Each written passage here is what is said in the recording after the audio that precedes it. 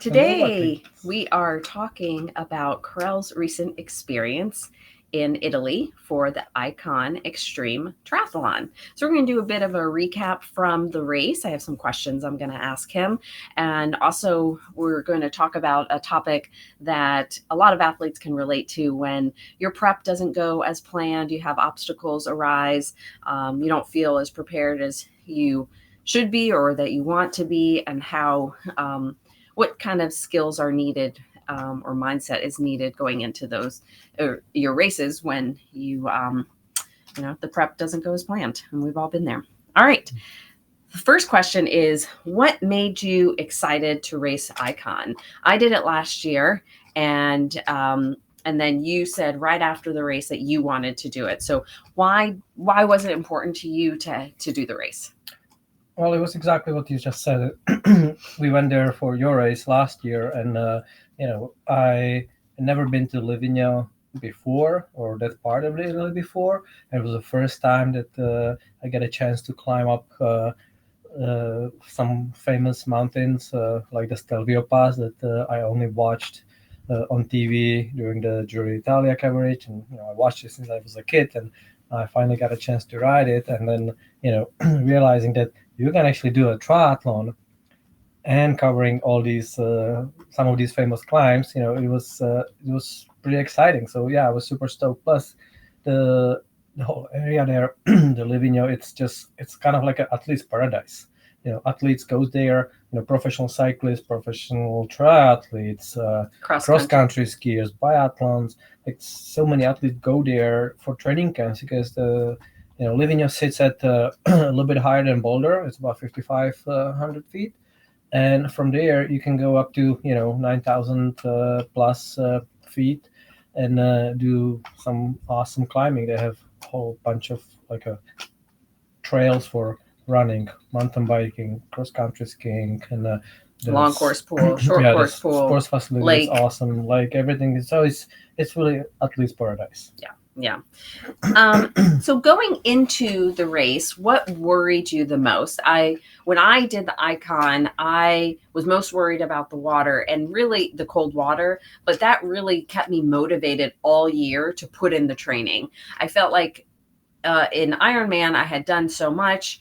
I had done it so many times that it didn't really scare me anymore, and I needed a new challenge. What was your challenge? What worried you the most? So I was definitely a little afraid of the cold water, especially after seeing how bad it was last year and how you struggled with it. But I also knew that we learned from that experience, and our equipment was better. So I had we were more prepared for that. Mhm. So my next and probably the biggest worry for the whole thing was the bike and the fact that I'm prone to cramps ever since I was a kid, and this bike was mega.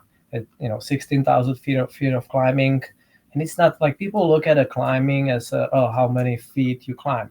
Well, it's not just that. It's like how it lays out, and also doing it at high altitude. So like I mentioned earlier that you start at about 5,500 and you go higher up.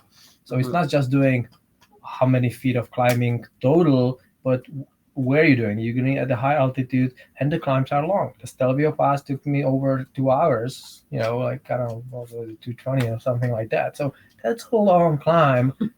Pressing on the pedals. So that's kind of what worries me. And it's not about like, oh, I don't know if I can make it like cover distance. I just didn't want to suffer through these cramps, and knowing that like I may feel okay physically, but I cannot push it through. So that was my probably the biggest worry. Okay. Did it help knowing the course from last year? Absolutely, yeah.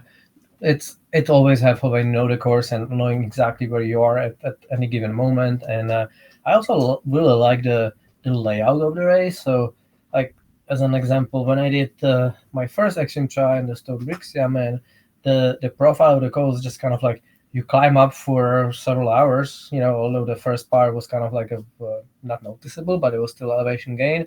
Then you have a quick descent, then you climb up some more, and then you have a descent to transition. But here it was more, so it was 6 passes total, but in between there were some longer descents, so you can kind of shake it off. You can find the rhythm or get mentally ready for for the next climb. So it actually went by pretty quick. And again, knowing where you are, and we pre-rode some of the climbs or parts of the course before, something last year, something this year.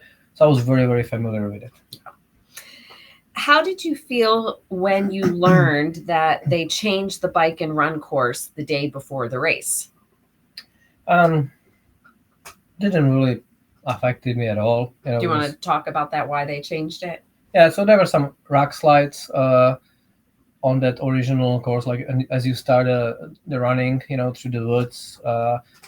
They had some rock slides, so they had to close those trails. So basically, we needed to, instead of like finishing with the last climb being that Foscano pass, and then just quick descent to transition, we have to do one more climb, which was short, but it was still extra climb, and the total distance was like 125 miles. And then after that, we were doing the run was shorter a little bit, but the terrain was much rougher. So it was, you finish this bike and your legs are absolutely trashed because you just did a mega ride with, a whole bunch of climbing. And the first thing you have to do on the run is run off-road in such a gnarly and rough terrain downhill. And it just hurts your legs even more than climbing on the bike. There were times where I have to almost like run sideways to kind of, ease the load on the quads. And it was so brutally steep that it was just kind of like a sliding down, try to kind of not fall, not trip. And so that was pretty rough start to the run. Yeah. So originally the bike was supposed to finish at 123 miles, but they had an extra 2+ miles to finish in the next town because of the run. So they had to, or because of the rock slide, they had to change the run. They changed it in a few different sections, just because of the weather that had impacted the trails there. So the run was a few miles shorter, but still the significant parts were still there. Yeah. Also, I'm not sure if it's anywhere else in the question or not, but I just wanted to kind of mention that these events are done at basically at full traffic. You have to obey all the traffic laws. So you stop at a stop sign, you stop at a red light. If you're a red light, you have to stop. And so there are several places on the course where they would be doing some road work, and the 2-lane road would be just a 1-lane road. So you have to stop if you have a red light and wait until all the cars or the traffic goes from the other direction. Then you can go on. There's also a tunnel on the descent from Stelvio, which it's also just it's about 3 minutes long, the light. Yeah, but there's also at that light you have to press a button to even get the green light. And I didn't know that. So I'm waiting there, the light goes on, and then again it's still red. I was like, what the hell? And then somebody from behind came up and said, yeah, you have to press the button. So then I press it, so then you wait, and then you finally get so you are getting these kind of rests. Sometimes you didn't really want it to rest, you just wanted to get it over. And especially it was like in the last climb, there were like 3 of those lines. 3 or 4, yeah. 3 or 4 of these red lights, and just like, I just want to get done with it. Yeah. But you have to obey the traffic law. All right, so let's talk about the race. So with these XTRIs, it's a very early start. XTRI races can start anywhere between 4 a.m. to 5 a.m. you typically. And so the race started at 5 a.m. We set the alarm for 2:20 because we needed to be down by the race area by 3:45. So tell me, did you do anything different on race morning compared to maybe what you did at Stone or in another triathlon? Kind of what was your pre-race routine? So for these extreme triathlons, I kind of learned that you don't need as much time as if it would be a regular Ironman. In a regular Ironman, for me, it's still a race where you just kind of try to race it from the gun go. And so you need to do a proper warm-up and, just kind of be race ready. And also like the stuff that typically in those Ironman races you have to do in transition, it's, you may need some more time to kind of get everything done. Here, it's a little bit more, I would say, easier, laid back, and knowing that the race is so long, you just kind of, especially here, after the swim, the first part of the bike, you start climbing right away. So you have plenty of time to kind of warm up, and get into it. So, I actually feel like we still had extra time that I didn't need. Yeah. You just don't know. And the morning is pretty simple. You know that you will be getting up early, so you try to go to bed earlier. But of course, it's hard, to fall asleep. So it's more about like trying to get a good night's sleep the 2 nights before, than this, and it's just kind of like a nap uh, throughout the day a few times, and just know that you will not really be sleeping well before the race, and you'll be getting up early, but and no issues. Get some. The good thing doing the race in Italy that you always have access to good espresso in the morning. So popping a few espressos and just kind of like get my day going, or it's still dark, but yeah, pretty simple. Yeah. Nothing. We were like in these races like Stone, we have to check the bike the night before, but here you check it. I guess we should introduce everybody to our newest edition. This is Sunny. Yep. Yep, Sunny, make your appearance. You got to turn around so people can see how cute you are. You need to show them your ears. So here, show everybody. This is Sunny. He's about 1 year old. Yeah. And he is a mix of cuteness. Yeah. So we will share more about him, but he just needed to make his appearance right now. Yes, we're very happy that he's part of our family, right? Right, Sunny? Yes. Okay. Yeah, so all right. Back to regular programming. Yeah. Sunny. Yeah. Put your ears down. Okay. So yeah, and so with these races, with the early morning wake up, you're not able to really eat a whole lot, and it's not as vital to eat a whole lot like you would in a regular Ironman race, really just because you're going to be you're performing at such a lower intensity, and it's such a long day. You're going to be fueling a lot during the race. But it's still important to eat before. Karel actually brought his own oatmeal, a packet of oatmeal that he knows that he likes the flavor. He doesn't have to worry about somebody else preparing it in the hotel room or trying to find it. Our hotel was very accommodating, asked what we needed on race day morning, and they had it. They opened it early for the athletes that were there. The owner of the hotel actually was there serving. So very nice. Again, they just cater to athletes there in that area. But I think with any race that you do, especially when you travel to a race, it's really a good idea to bring what works for you on race day morning, so you're not having to find it locally or maybe go without it and try to find something else that you haven't practiced with. And also, like you kind of said it, but I don't need to think about my breakfast as, I need to have it 2 hours before so I can digest it. I can let it freaking digest as I'm swimming. It's a long day. It's a long day. Go to the bathroom whenever you want. It's not that you just have to be like, I need to be, ready when the gun goes off and just kind of like do it at such a high intensity. It requires you to, have the breakfast digested. So, So let's talk about the swim. What did you wear for the swim? So the water temperature was in the mid 50s. So what gear did you use for the swim? So, when first I tried to swim there, it was during the day and the sun was shining, and the kind of like the top layer of the water wasn't too cold. But then we also tried one of those practice swims, which was early in the morning. It was 5:30 in the morning, and it was significantly colder, because the lake is filled by a creek that goes kind of from the top of some of the glaciers, so it's typically cold. It was warmer than last year, that's for sure, but it was still cold for me, to the point that I was like, it's not like I can probably like maybe suffer it or just kind of like be able to swim in just the wetsuit and booties. But I wanted to be comfortable. I didn't want to experience anything over there because I didn't know exactly how long it'll take me. I knew that these night swims or the swim in the dark takes a little bit longer than swimming in the light.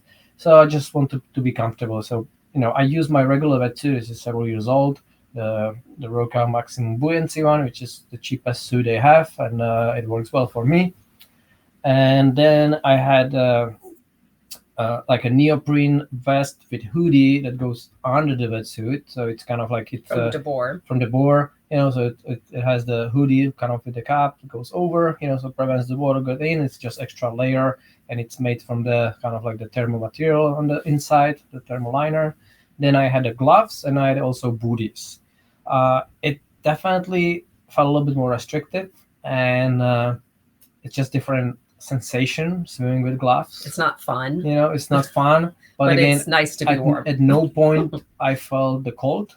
Mhm. And I remember when I first tried the practice swim in the morning, just to put my face in the water, I was like, oh my gosh, like my forehead hurt so bad from how cold it was. So I was kind of like mentally prepared for it, and I knew that after a few minutes you start feeling the sensation. And actually during the race, I didn't even think about it, and I never had a moment where I felt like I'm just getting like that panicky attack or the tightness. Mhm. But I also, the practice swims, the two swims that I did were so valuable in terms of understanding that swimming at altitude, it's different, and with all this gear and stuff. So during the practice, I tried to kind of like pick up the pace, pick up the cadence a few times, and my heart rate would just immediately shoot up, and the breathing rate would go up, and I was like, okay, I cannot do that, because it was really difficult. So I have to kind of like keep on that steady and calm swimming, because you are swimming at high altitude. And it was, they even said that it's the highest swim of all XTRI series races, because like I said, it's 5,500 feet of elevation. That's where you swim. So, Mhm. and it was long. Uh, so during the race, the we lined up in the transition, and we kind of walked to the edge of the water, walked inside of the water, so it was a kind of in water start, and it felt like it was a lot of people, and we had the buoys with the glow sticks inside. So I thought it would be like you will see it everywhere, but as soon as we start swimming, it's just kind of like you almost like stop seeing it. People spread out pretty quickly, and the swim start was a lot more like a leisure. It wasn't as a tough like the typical Ironman races where people just like race and just swim over each other. Here it was everybody were a little bit more calmer with it. And so there was not much of touching and the fighting that you Mhm. may be familiar with from other races. The struggle was sighting. So How do you sight in the dark? yeah, exactly. How do you sight in the dark when you don't have any buoys or any lights? How do you Yeah. how do you So- sight? How do you know where you're going? There were two buoys in the whole course, and it was at the end, the one turn buoy when you go across the lake, and then the other turn So a buoy left-hand turn and another left-hand yeah, turn. when you start coming back. So the whole way out, at first you don't see the light at all, but then you start seeing some lights, kind of. You're just kind of guessing. Like I'm guessing, you just kind of like you swim where you need to be swimming, right? And then I start seeing some lights, and I think, oh, that's the buoy. I'm like, no, those are just some cabins on the shore, in the woods. And then I was like, oh, there's a light. I can see it's really bright. That's gotta be the buoy. And then the lights just start moving. It's like, what the hell? Oh, that's a drone that is filming us. That's not a buoy. But then eventually, as you get closer, then you start, oh, that's the buoy. So we just kind of, shoot towards that little light.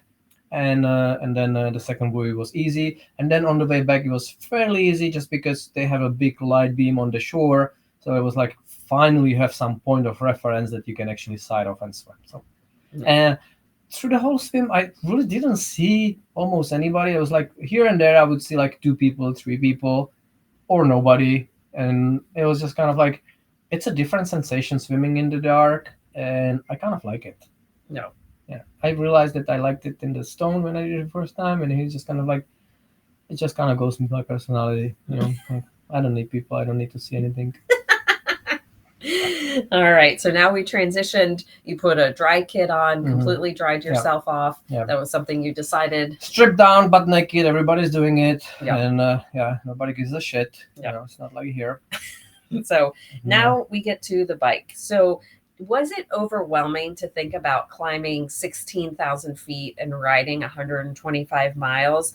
How did you execute or break down the course? So I never really thought about it as oh my gosh, 125 miles and 16,000 feet of climbing. You just kind of try to stay present and do the best you can in that moment.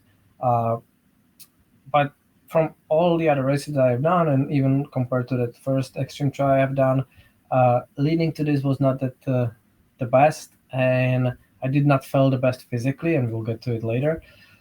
So like from the start, basically till the end, it was just kind of like try to figure out how it can suck the less, and it was sort of struggle. And I told you, when I saw you a few times as I started the bike, that I just can't settle my heart rate. I cannot get into kind of that more of the comfortable, sustainable climbing. I feel like I didn't wear my heart more, but I could feel it. I could feel it how the heart just kind of like beats faster and is uncomfortable. And also it was, the first climb, you start climbing right from the start, and it tops at about 9,000 feet of elevation.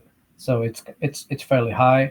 So part of it could be the altitude, but and part of it could be, some of the other issues that were leading into the race.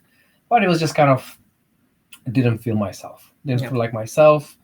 So we just have to kind of trying to figure out in this moment. So it would be kind of like, why would I worry about like what's coming if I have to first figure out what's happening right now Yeah. and how to go about it. Yeah. What was your favorite part about the bike? All the descents. Okay. Yeah. What did you find the most challenging? What was your least favorite part? Uh, well, as much as I did this race because of the Stelvio climb, it was the most challenging part, and I struggled a lot. I started cramping on it, and just kind of actually had to stop, which I didn't plan on it. To put some M crib on the legs. I was cramping, and just kind of like it was very, very difficult.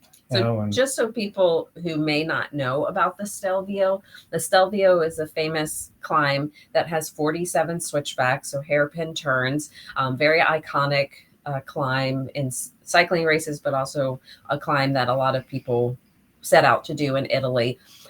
What makes this climb so challenging is that it's 15 miles, but it's over 5,000 feet of elevation gain, and you go up to almost 10,000 feet. So it's got everything in it that makes it very challenging. And the fact that you're climbing for over 2 hours, I mean, we're not talking about a single descent in that. You're constantly going up. And then when the switchback hits, it's pretty steep, So, and this, considering how long the climb is. Yeah, and the Stelvio also in the race comes at about mile 80. So that makes it even more challenging when you've already been riding your bike for well over 4 hours. I've already done 3 other passes before. Yeah. So so when I reached the top, I told you that I was so upset with how I did and how I felt. I said, freaking my mom could climb this faster than me. So I'm sure everybody has been there before where you say something just so silly that you don't mean it, but Honza, who shout out to Honza, thank you so much for being there. He was great. He drove the whole time so I could take care of Karel and help with his nutrition. Honza also took care of Karel by giving him lots of cheers and being there. So having two members of your support team is really helpful when you do these races. But Karel gets to the top of the Stelvio. We're there. We're helping him get his jacket, get nutrition. And then he just finishes and he's like, oh, that was horrible. My mom could have climbed that faster.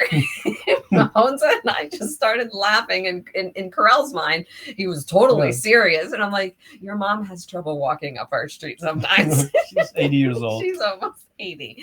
So, yeah. So that was just kind of the running joke, and will always be the joke that, Karel's mom can climb Stelvio faster.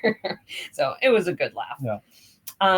So another thing that you have to keep in mind that, because of the big elevation gain that you do on these climbs, you climb up and you are just sweating buckets. You are so hot. It got and warm. Then you don't even realize like the temperature changes, as you go towards the top. But you have to dress up on the top for the descent so you can freeze. Mm-hmm. So it's so you don't freeze. Yeah, so you don't freeze. Yeah, so putting the jacket on, gloves, and stuff like that. It's you just have to do it. You don't feel like doing it, but then after a few minutes of descending, it's like, I'm so glad I did it. Yeah. And that's a big important part as a support crew, that I have to be Karel's eyes, ears, brain. I have to especially the brain, because the brain is kind of get foggy, as you so go I have to through do it, the thinking for him. So even if he's like, no, I'll be fine, I'm like, yes, put gloves on, put a jacket on, you need this, take this, can eat this. So I just want to talk about the nutrition. So we did a little bit better with the nutrition we learned from the stone, and what works, what doesn't work for Karel. We're still trying to figure it out in these long distance events. But I know that his preparation wasn't ideal going into this event, so he wasn't as fit as he wanted to be, and that also impacts nutrition. But what we did was he does really well with the Morton with a little salt added to it. So up until the Stelvio, so the first few hours, we did the Morton 360. And then after that, he likes the Never Second C90, the orange flavor, but not at full concentration. So I did it about 45 grams, knowing that he would be eating more solid food at that time, and getting some of the calories from that. So then we changed over, and he just wanted a different taste as well. So primarily he was having the liquids, but he also had banana. He had some ketones. He had maybe a sip of Coke, or a sip of Coke a few times maybe, but then just solid food bars and some chews and maybe a few gels. Okay, so now we get into T2. How did you feel coming off the bike? So, yeah, how do you feel after 9 hours of biking? 9 freaking hours. Yeah. Think about it for a moment. Yeah. Now you have to run 23 miles and over 4,000 feet. It doesn't matter how many miles or it's just you just bike 9 hours for 9 hours. So you've been exercising for over 10 hours to that point. Yeah. And you did shitload of climbing at high elevation. So yeah, you don't feel exactly fresh. Yeah. So Karel gets off his bike and very gingerly. Well, first, my hips are so tight, so it's really hard to even get off this bike. You have to lean the bike. Yeah. Almost like, let it fall on the ground so you can step off. Yeah. So then Karel did another full change. Why did you change your clothes before the run? Just to feel fresher, just to feel comfortable, because really seconds don't matter here. And it was the plan from the beginning that we will do 2 complete changes, from the swim to bike and bike to run.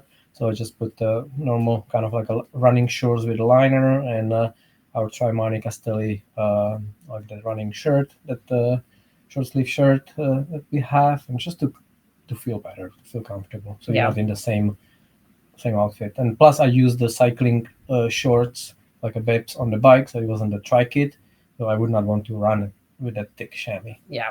And as a suggestion to athletes, you learn what works best for you in training and previous races before you get to your key events. But then you have to make the decision, and you have to stick with your decision. Mm-hmm. And that's really important to not second guess yourself.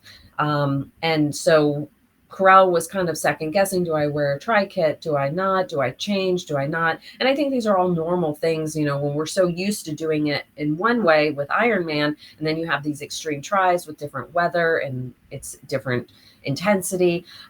So once we make up our decision with these extreme tries, we stick with it. And I think that's something very important for you guys when you go into your races, to think about what you're second guessing and think back to your training sessions, your previous races. What were you most comfortable in? And have that confidence going into the race, because that's one less thing you have to worry about. All right. So run, can you describe kind of what was the terrain for the run? How was it laid out? So it was like a mixed terrain, off-road and some like a paved running path. And so the first several miles was that brutal downhill off-road, really technical with few steep short climbs, and then you get down to Livigno by the lake, and you run on kind of like on the paved running path, but it was all headwind, so it was really extremely difficult, and a slight elevation gain which you don't really see, but you are gaining some height there. And with that headwind, it was just very slow, and like typically, like I was able to find some sort of rhythm running on that path, but it was way slower than any of my previous Ironmans. It was windy. There was a lot of headwind. Yeah, and it just felt really, really hard. Yeah. Yeah. So we drove down from T T2. We had to collect in these races. Your support crew has to collect all your gear at T1, at T2. So he had his bike and all the bike gear. So we drove down, and thankfully, because Honza supported me last year, he had a really good idea of where to go on the run course, which was great. So we could see Karel. And I had changed into my run gear. I was ready to support Karel because in this race, as opposed to like Norseman, where Karel couldn't join me until we got to Zombie Hill, which was at mile 15 of the race. In this race, you can have support crew run with you at any time. They can also run ahead of you, you can have different support crew. So it's a little bit different. Every race is different. So eventually, around a few miles into the run, Karel said that I could run with him. So we drove down the road. I got myself ready.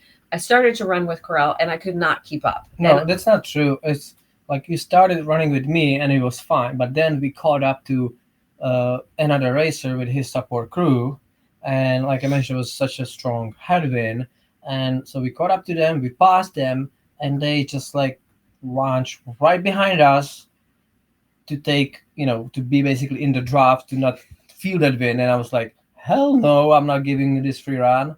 So I sped up a little bit, and I had been sitting in the car for 9 hours. Yeah. And that's kind of what what was uncomfortable for you, that you couldn't keep up. Yeah.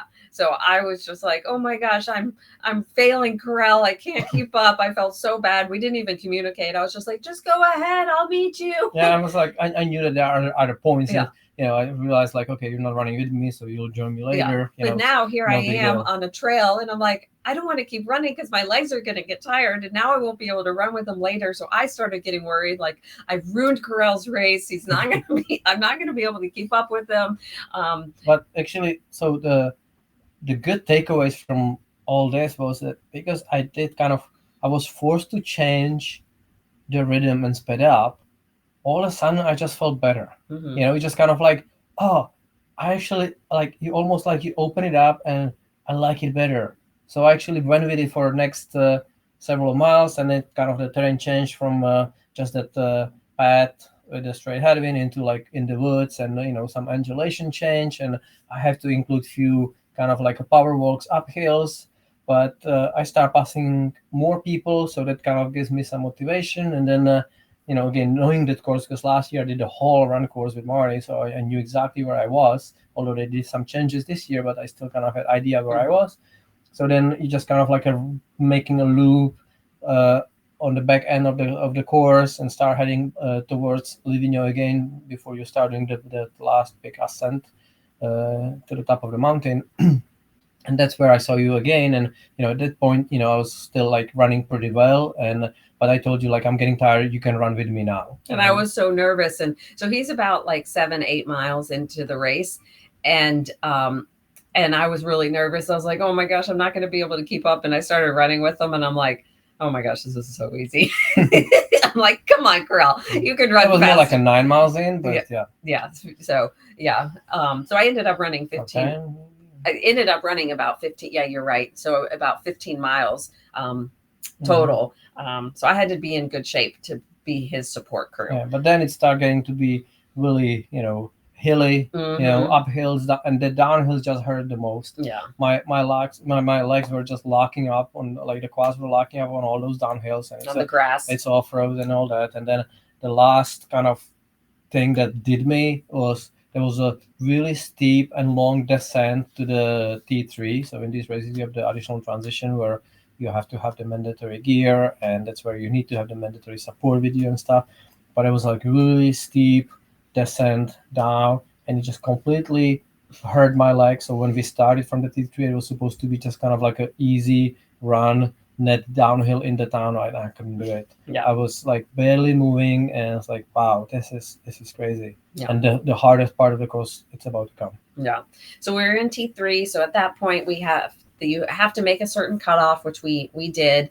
You have to have your mandatory backpack, which you check in before the race. So in that backpack, you have to have windproof trousers, a long sleeve shirt.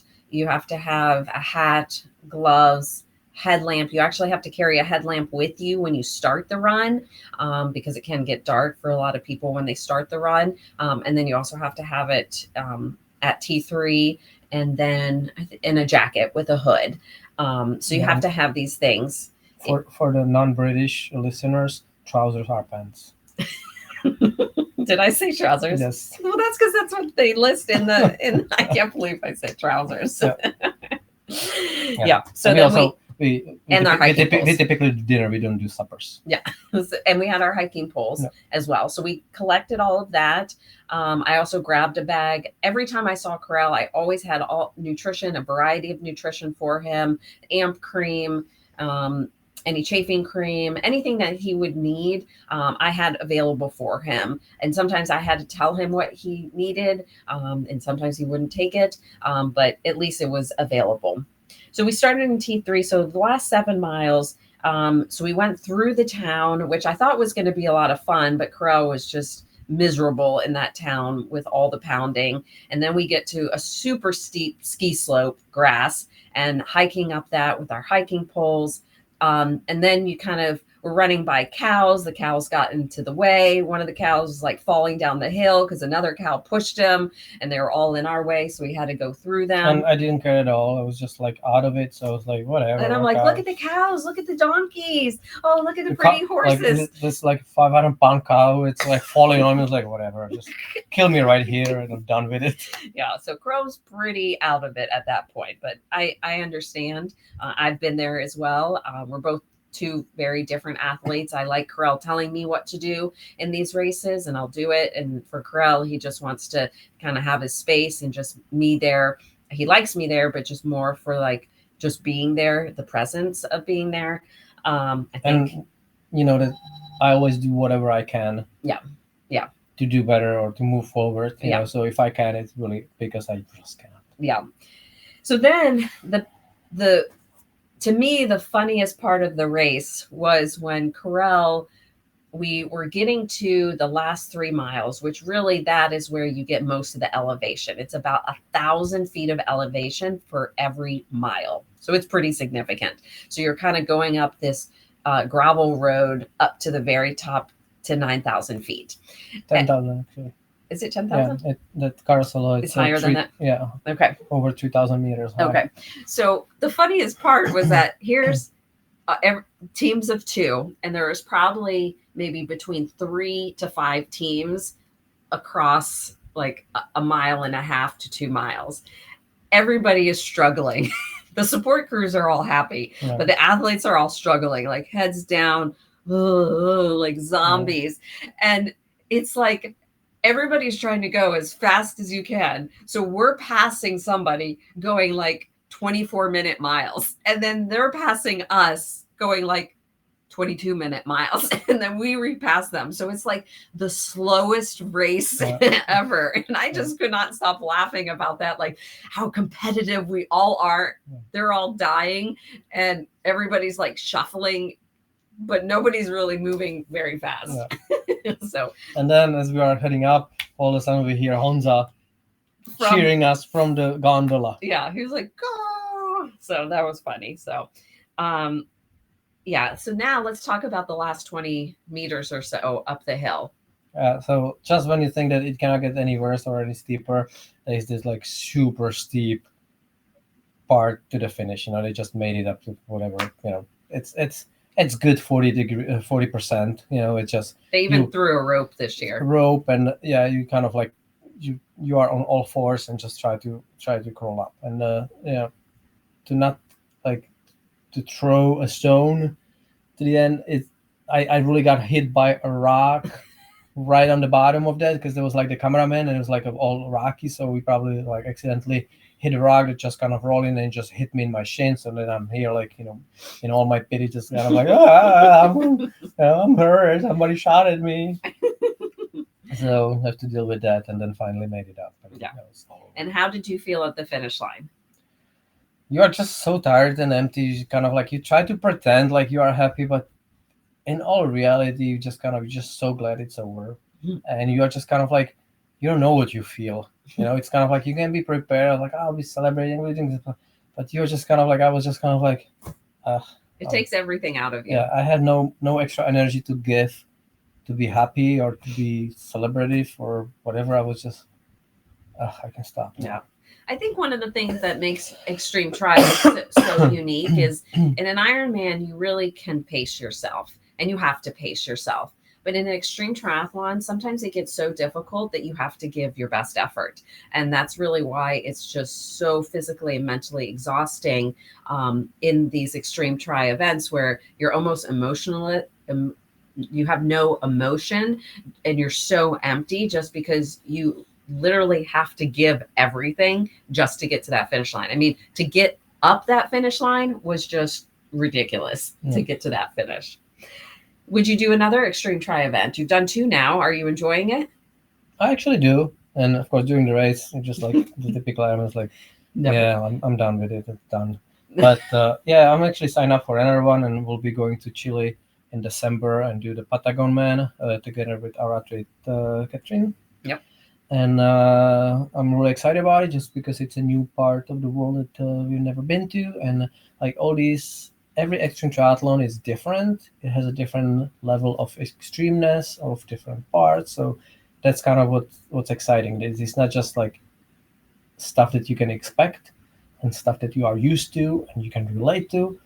It's just all very different, and I like that so much. All right, so now some questions. So you had a lot of obstacles this year. You've had some knee issues. You have your ongoing back issues. You had a really bad cycling crash accident on some gravel. Campy passed away. You had COVID. You've been Fall on the stairs. Oh yeah, you fell on the stairs after your Old crash. people problems. And then you've been sick for several weeks now with this lingering cough. So that's a lot. And so can you kind of talk about how you approach a race, especially in such magnitude, when you know that you're not at your physical best? Yeah. So just to kind of like quickly summarize that, like all those events that you mentioned, especially like some of the emotional events, they had a really big toll on me. But the biggest was really the physical effect of getting sick. So on the way home from Norway, from your race, a few days later, I started feeling sick, tested positive for COVID, did 70.3 in Louisville, it was just kind of like a struggle from the beginning to the end, coughing a lot, still like in the water was the worst thing, couldn't breathe, when you have to hold your breath and then take a full breath and you can't because, your lungs are filled with all kinds of crap and you coughing out, it was difficult. So I actually, a few weeks before this race, we even emailed the organizers to, what, I'm not coming, many things happened, I'm sick, and I will not be able to make it. But then we changed our mind, like, what, it's not what we expected to be. I'm not in the shape, but I still love that place. I still love being there. It makes me happy. So let's just go there. So we emailed her, never mind, we're coming. And I was like, okay, glad to see you, and blah, blah, blah. So went there with just open mind and knowing that I'm not in the, not even, I would not even say the best physical shape, but I'm not even in the optimum shape to do that. But I know I can just do it, and I will finish it. I will find a way to finish it, and I will deal with whatever it is. And of course, when you are compromised with this post-COVID stuff, and it's just something weird happening still because it keeps lingering. I still don't feel good. I feel really tired. Small physical activity makes me extremely tired. I still cough, and I still cough things out, and so we just have to take care of it still somehow. But you do this at a higher altitude, you are more impacted by that. So it was a struggle, but I just kind of like, hey, it's supposed to be hard, and there are other people that have it harder, or they have even tougher situations or moments. So just kind of like be open to it. It's part of the challenge, and see what I can do. That was it. So there was no expectation. There was no expectation on a placing or time. But of course, when you are in the race, you still want to be competitive and you still want to do the best you can, but within the circumstances. Yeah. And then are there any tricks or tips that you use that when you know you're not at your best, and not just physically, but you didn't prepare Mhm. like you had hoped to prepare, so you're going in, we often say like it's better to go in a little Yeah. undertrained than overtrained, but that's But when this time it was basically there was really no training existed between the last extreme try and this. When I finished the Stonebridge exam, man, in when was it, June? Mhm. Uh, it took a lot of out of me, and I was not able to train because I was tired from the race for much longer than I thought. And then going to Norway, support you, and then on the way back, getting COVID and being sick. It was just basically there was no training whatsoever. So the only training I've done was the 3 days in Louisville when I was still very sick, and I did 3 days of training, including the race day. So you know, doing it at compromised body, at fatigue level, and all that. So it was kind of like the only training that I kind of did. But yeah, you just kind of, you just, like I said, there's no tricks or anything. It's just, it really all comes to your mindset, and willingness to suffer or hurt, and knowing that it'll all pass, and the next day the sun will come up, and nobody gives a shit. So it's not about, you don't need to please anybody. It's not like you do it for somebody else. You do it for yourself, and yeah, I that's the think tricks. And if people have different kind of different games that they use, or different how to trick their brain, how to cope with uncomfortable situations. But yeah, for me it's just to kind of like try to suffer a little bit longer. Yeah. I think another thing is just focusing on what you can control, Mhm. right? You arrive to the race. Maybe you didn't do your training as you had hoped. You're undertrained. You're not at your best, but how can you still move forward? What are the Mhm. things that you can focus on? And I think it just goes back to you were prepared with your gear, right? Mhm. So we know that you're not at your best swimming shape, but you got the right gear, so you're not going to be compromised in that way. You knew you couldn't race at a high intensity because of the altitude, so you dial back your effort. You were prepared with the gear that you were going to use on the bike and the run, and you were confident in Mhm. that. You knew that, hey, I'm gonna experience cramps. I'm gonna have to stop. These are the strategies. These are the things I'm going to use throughout the race or to help me with the cramps to get through it. And then on the run, that it's like, okay, I'm just going to keep moving forward, and this is how I'm going to adjust. So focusing on what you can control. I think when athletes kind of race with a stubborn mind and try to overpower some of those thoughts, like, oh, you don't shouldn't be walking, you should be running, and then you start to be hard on yourselves rather than being realistic, saying, you know what, this is a better strategy for me to enjoy the race and actually improve my odds of getting to the finish line. So, last thing, in these races, do you care about winning or placing in your age group, or is it more about finishing? What is the mindset with these extreme tries? So, first of all, there are no age groups in these extreme tries. It's just, overall placement.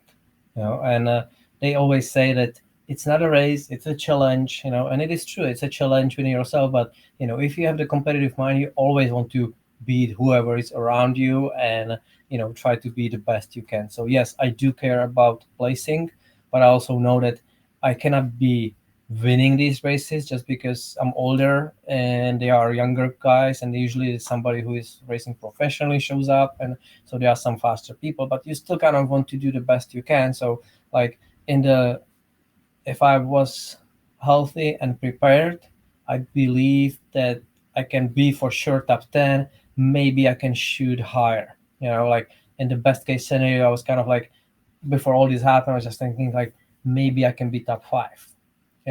That's kind of, that was really like a big goal and really hard to achieve. But Stretch goal. at yeah, at like if everything goes right, it was achievable. It wasn't just like, hey, I want to be top 5, but you really can only be 60th. It was really like, I think I can, if everything goes right and if I'm prepared, I can do that. But things change, and then I was like, I don't know where I will finish. Mhm. And but then during the race, I hope, or after you told me like where I was after the bike, and then I saw that I passed some people on the run. it's like, maybe I can be top 10. It'll be awesome. Mhm. It didn't happen. I finished 16th, but it is what it is. Mhm. And but yes, I'm always trying to be competitive. It's just that's my mindset. Yeah, yeah, yeah. I think it's good to have that competitive mindset, and when you race, it's very important not to judge your performance based on um, how you compare to other people. If you give your best and you did everything you could on that day to perform at your best, then that is an achievement. Sometimes it's just very easy to be so hard on ourselves and to when in reality you had a very good race or you did a lot of really good things, but you didn't place how you wanted to, or your time wasn't what you wanted to. And it's okay to be critical and to think about areas to improve. If we win, we don't have that excitement to keep working hard. But if you come in, down a few places down, then it's like, wow, there's still room for improvement. So you don't want to lose that mindset of being able to critique and to want to improve, but you also can't finish every race feeling defeated, because then you're just going to burn yourself out. So you do want to look at some positives, and I think it's great with these extreme tri events that it's not about the overall results, but really about what you're able to achieve throughout the event. Anything else? We always say that you know things change and things can happen in the Ironman race, right? Like especially at the end, like the placing will reshuffle, and whoever is passing you or is stronger in the mid race, it can be like things change. But typically in the Ironman, like it's kind of like once you get passed, or somebody passed you, like towards in the run somewhere, you typically don't regain these places or things doesn't change. But let me tell you, in these races it's amazing how it can still change a lot Mm-hmm. throughout that run portion. Just say run because it's a run hike. Like in that last uphill hike, somebody passed us, like, holy moly, I passed this guy like at mile 5 of the run, and I thought I'm done with him, right? And it's like they weren't gone. It's like you, as long as you can see, you don't see them, and all of a sudden they here they are, and they are walking just a little bit faster than you are walking, and you gotta do anything about it. And then also that other guy that he had passed you on the bike, and was way ahead of you, and then he completely broke down on the run and was just struggling. Yeah. So things like, if you think that things happens and change in the Ironman, it's mega how it happened here. Yeah. Well, we hope you guys enjoyed this chat. We're really enjoying these extreme tri races, but we still also really love the Ironman race. And we'll be at Ironman Chattanooga this weekend. I'll be racing. And Then you want to say bye? No, he's been sleeping this whole time. Oh. All right. Well, you guys take care. If you have any questions, just let us know. Bye. Bye. Sorry.